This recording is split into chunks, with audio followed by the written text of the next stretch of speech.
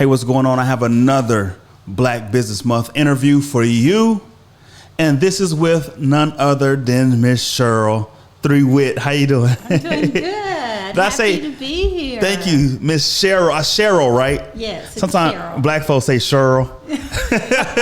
Sheryol Threewit. It's Yeah. Sheryol. Sheryol With Threewit. Yeah, so how you doing today? Good, doing good. Yeah, so tell us a little bit about your business. How long you've been going and... Okay.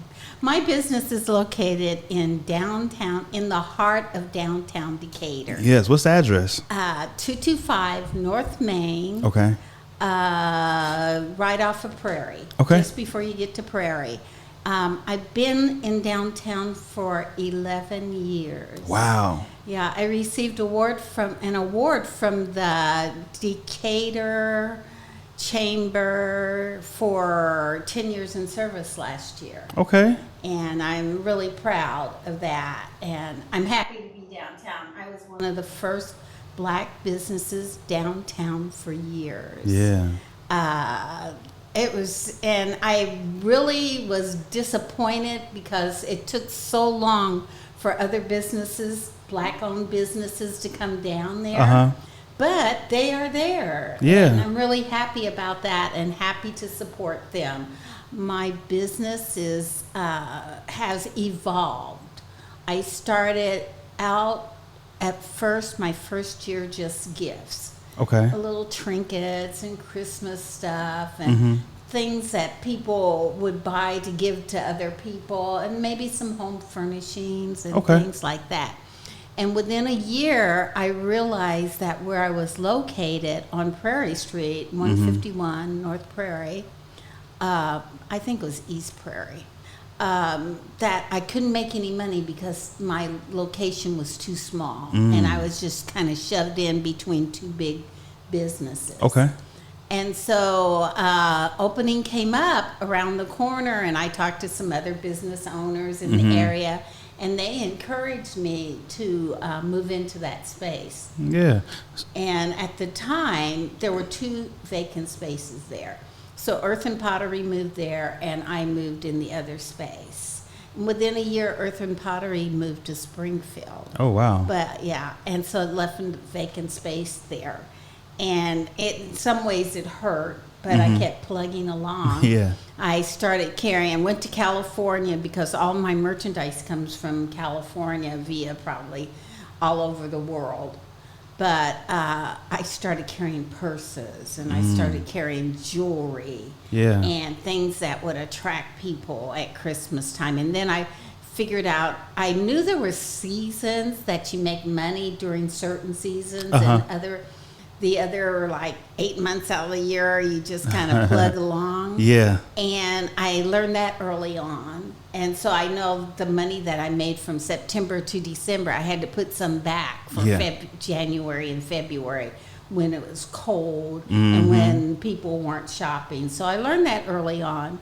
And I just kept trying to figure out how to do things. I was blessed to move into the space where I am now, when another business on Merchant Street closed, and the owner was bought out, and they gave me their merchandise.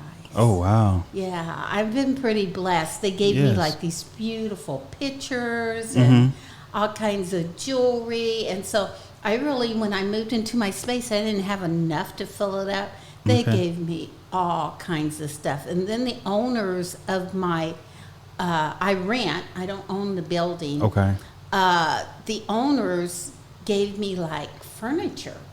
Wow. Extra furniture to put into my space. The person that moved out had left some furniture, some furnishings, and because my merchandise is kind of primitive and farmhouse, they had left some things there, and they said, "Do you want this and do you want that?" And I didn't say no. Yeah. And I still have that I still have those furnishings. Really? So and so I've been in business through people being good to me and looking out for me and co-oping with other businesses in the area. You know, a lot of times I felt being African American that I would be left out on things. And when I saw myself being left out, I would call people. Yeah. I wasn't afraid to ask people, why am I not being included in this sale or that sale? Or either like that Galentine's Day, I would have a sale of my own on the same day that they had theirs. It makes sense. To draw people in. And I've done my best through advertising and videos to promote my business. So, I get up every day and I've changed my hours. I played around with, my times that I was open and closed through just how people function in Decatur.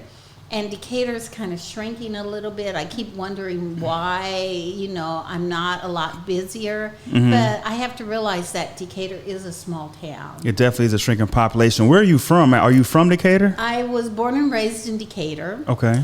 I spent 40-some years in California, so that's where I got got into the California stuff, because I had a business in California, but it was basically weekends and doing craft shows and things like that.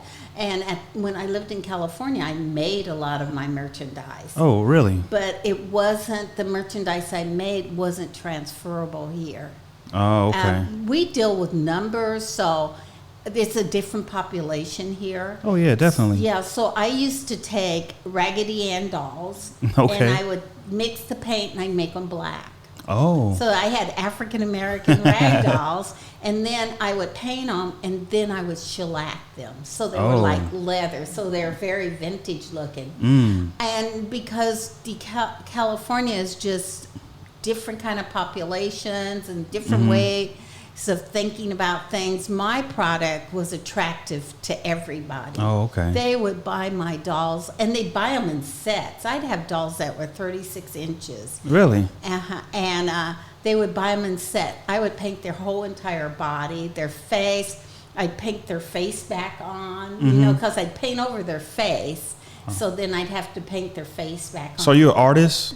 Well, it's kind of self-made. A little bit. So Raggedy Ann was looking a little bit raggedy. Yeah, and I've also made dolls. Oh, okay. I've also done porcelain dolls. I have a doll in my store that I made that's over 25 years old that I Is it for sale?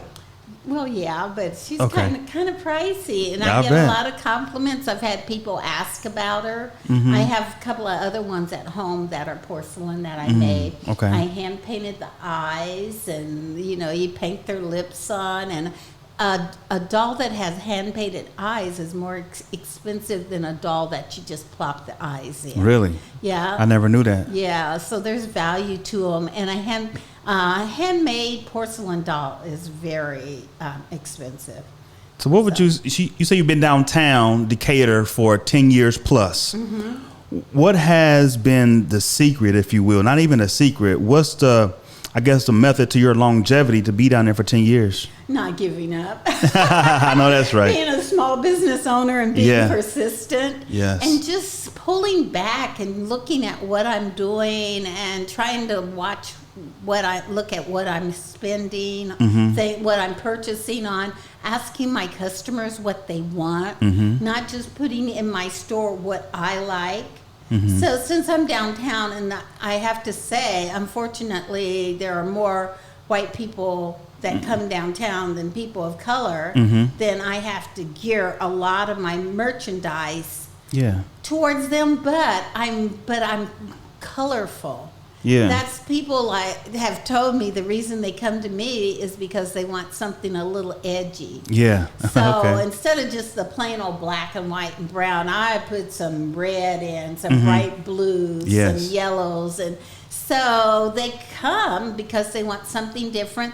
They want something that they're not going to find in other stores. I try to also buy some merchandise that is fair trade, so it comes from India, it comes from Mexico, it comes from different countries, so I carry that kind of stuff. I carry a lot of natural products, like my candles are all American made. Oh, wow. Yeah, my lotions are goat's milk, which Decatur loves goat milk. Yeah, goat milk, because dry skin. The winters are so dry, so they're looking for the goat's milk, olive oil, or things like that. So they like those kind of products. They like. We have also, you have to think about the price point too, and what people are buying. So I try to zero in on what people are buying. And I had this one lady that came in one time and she said, "I'm not paying more than $20 for that." And I said, really? "Well, you're going to pay more than that if you go someplace else." Yeah. And it was because they get that mindset that they don't want to spend more than $20 for a gift. Yeah. And I said, "It's inflation, ma'am. Yeah. You're not going to find a nice gift for $20. Yeah. You're going to have to pay the price. Everything goes up." Yeah. And I've gotten to the point where I used to draw back and not tell people how I felt. Yeah. I tell them how Well, now you got to let them know. Because when they go to Walmart, they got to pay Walmart prices no matter what it says on the sticker. And the thing about Walmart, they're going to use it one time and you won't use it again. Yeah, that too. The clothing, they'll buy it, they'll wash it one time, it shrinks up, it's misshapen, and they won't be able to wear it again. And so your clothes got good quality and stuff. Very good quality, and that's what I look for. And I specialize in dresses now because that is something people want. Women want to wear dresses. Yes. At one time, they were wearing pants, they were wearing the casual stuff, especially through COVID. And now they've kind of gotten away from that because they want to go out and they want to look cute, whatever. And I've also carry like Sunday hats or dress hats. And after a while, that slowed down. It picked back up this year. It's the mindset. People, what they want, and they're different. So I just try to follow what they want. I take chances. Okay. Sometimes things don't sell. Yeah. You got to put it on clearance. Try to get rid of it. Yeah, sometimes it doesn't sell on clearance. Yeah. And we at Catholic Charities next. Really? So you mentioned COVID. How did you survive with an actual store that sold retail and a lot of products during COVID? One of the things that happened during COVID is I had some really good friends that told me there was a loan coming out that the government would assist. And they kept giving me like a website and having me to they actually would call me or send me a text and said, "Did you apply for this?" Okay. It was amazing how many people supported me. That helped. Another thing was during COVID, I opened up an e-commerce page. That did really well during COVID. After COVID, not so good.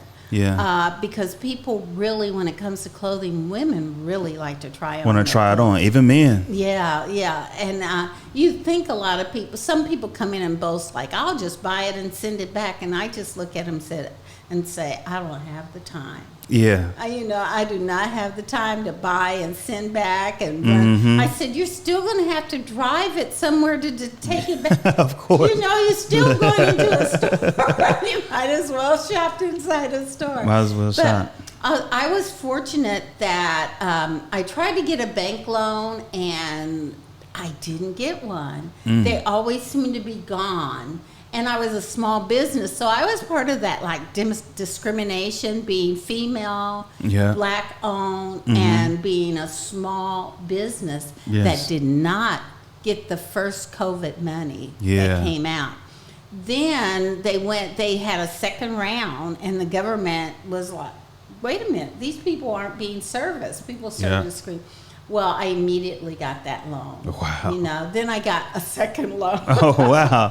Oh, yeah, that's when they was handing out money during the COVID. Yeah. Yeah, I caught a little piece of that wave, but I wish I would have took advantage of a lot more during that time. Yeah, and then the next year it came around where they said, if you applied for a loan, EDA loan, and you didn't get the advance, you're qualified for that. Just wait for the email. Oh, wow. So you waited for the email. And so that happened. And then Hickory Point Bank contacted me and said, "Do you need PPP money?" Oh, wow. I said, "Well, I don't have any employees." I knew somebody over there, and she had called me. Yeah. And she said, "Well, call me if you need help." So I was like, I called them, and I didn't get very much money because the loans were based on January and February. Those Okay. are my slowest months. Oh. So if you didn't show much in profit during that period. So it wasn't that much, but I applied for it, I got it, and was forgiven. Wow. So I was just really fortunate during that time that people were looking out for me. I had plenty of friends that were looking out for me, and I was like, wow. Yeah, Yes. no, that's good. Yeah. So you were in business 10 years. You had some ups and downs Yeah. in the beginning. You moved stores, I should say, or you moved to the location where you at currently, right? Yes. Got a lot of blessing along the way. COVID happened. So how's Lots business of- doing for you now? How's Well, business? You know, in 2019, my business took a dip, and I Okay. do not know why, excuse me. And then 2020, it took a dip, an even deeper dip because of COVID. And I just survived. Business is good. I've survived just through persistence. Yeah, sticking with it. You have, if you're a small business owner, you can't let stuff get you down. You have to be persistent. You have to keep getting up each morning and going. You have to be around the right people. You have to stay positive towards everybody, even if so-and-so's doing better, or so-and-so might be talking about you. Yeah. In your business, you don't ever say anything negative about them. You just be persistent. You get up and you keep going. And that's what I've been raised not to give up. I am a product of my dad owned his own business. Okay. Out in California. So I'm a product of him because in 1963, my dad was one of the first mobile service station owners. Oh, really?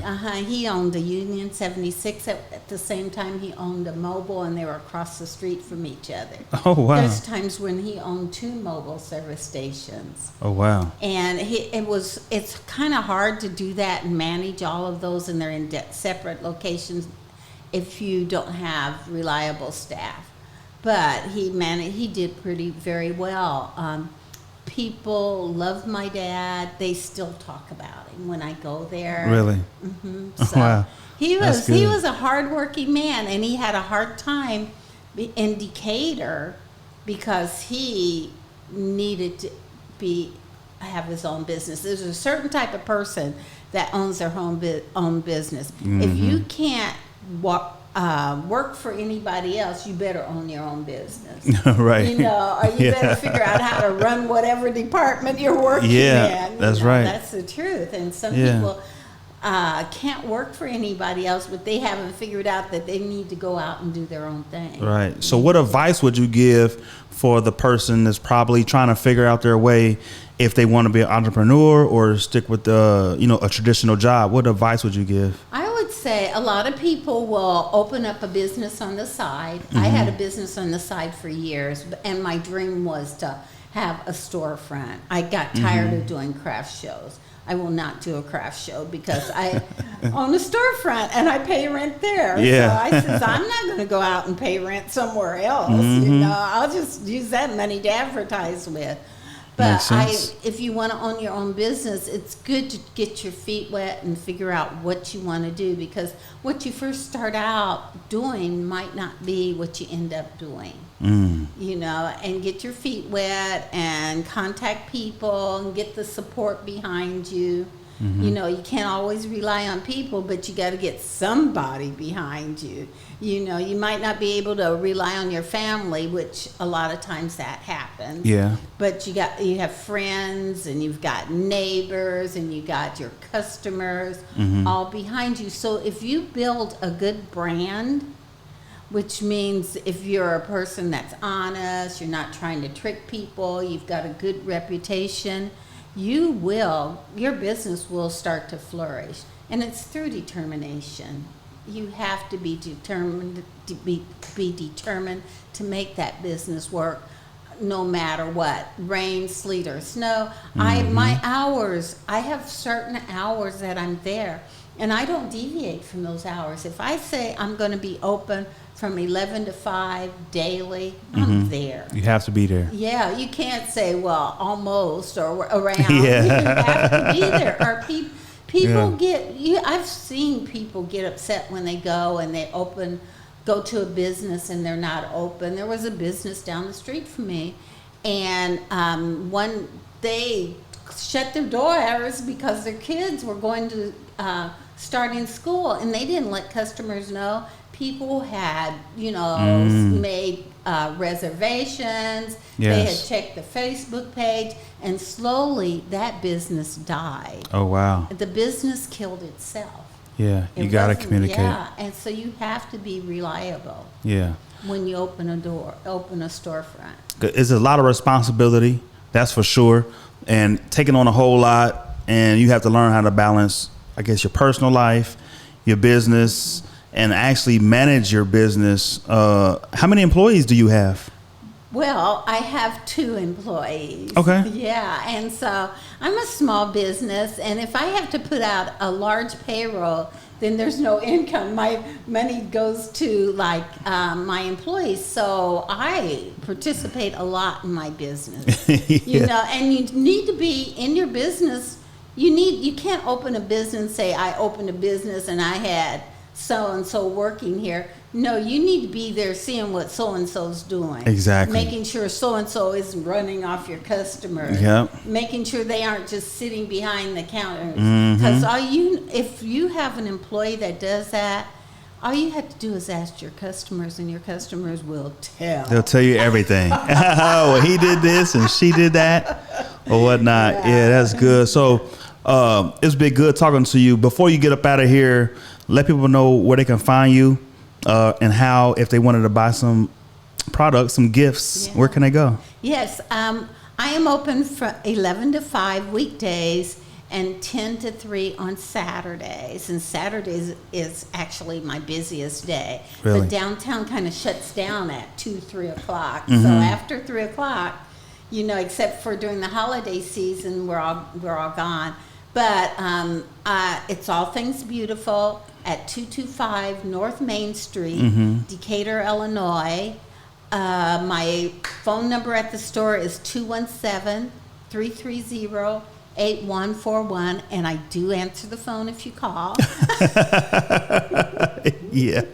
I sell soaps, lotions, jewelry, candles, clothing, home furnishings, inspirational books,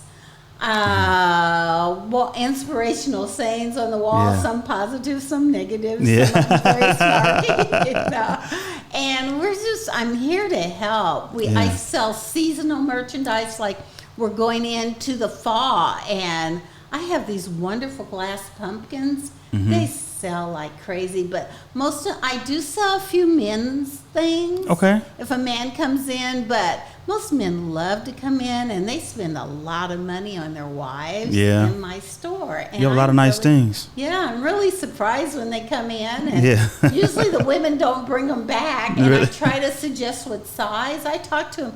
I don't shove things on them, or I don't try to sell something just to be selling it to them. If I don't think it's going to fit, I will tell them, because I don't want it coming back. I know, that's right.